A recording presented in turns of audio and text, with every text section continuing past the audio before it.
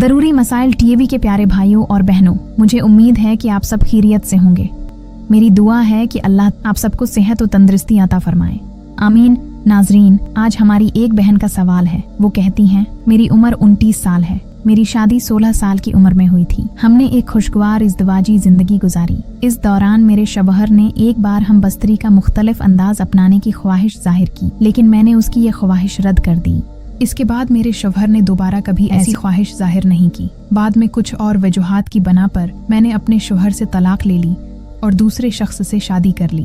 अब मसला ये है कि मेरे दूसरे शौहर को भी जमा के मुख्तलिफ अंदाज पसंद हैं। मुझे बताइए, ऐसी हालत में मुझे क्या करना चाहिए? तो नाजरीन, अब मैं इस सवाल का जवाब देने की कोशिश करती हूँ, लेकिन उससे पहले एक मुखलसाना गुजारिश है।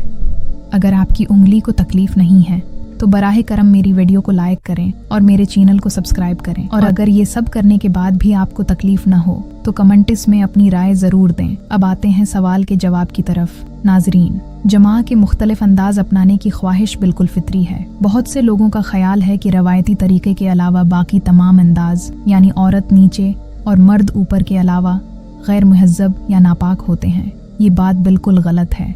हकीकत ये है कि पहली शादी से पहले जो ज़हनी तस्वीर आपने बनाई थी वो अब भी आपके जहन में मौजूद है और आपकी इज़्दिवाजी जिंदगी में रुकावट बन रही है। आपको ये याद रखना चाहिए कि ऐसे तरीके अख्तियार करने में कोई हरज नहीं जो दोनों के लिए आसान, आरामदा और खुशगवार हों।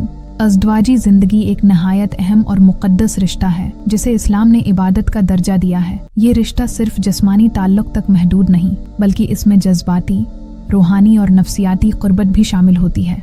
मियाँ बीवी के दरमियान मोहब्बत और क़ुर्बत को मजबूत बनाने के लिए बाहमी हम आहंगी बहुत ज़रूरी है। जब हम आहंगी पैदा होती है तो न सिर्फ इज़्दिवाजी ज़िंदगी खुशगवार बनती है, बल्कि ये शरीयत मुतहरा के मुताबिक भी होती है, बशर्ती का कोई गैर अखलाकी या गैर इस्लामी अमल शामिल ना हो। इस्लाम इस बात की इजाज़त देता है कि मियाँ बीवी आपस में मोहब्बत, रिजामंदी और हुदूद शरा के अंदर रहते हुए एक दूसरे की ज़रूरियात को समझें और पूरा करें।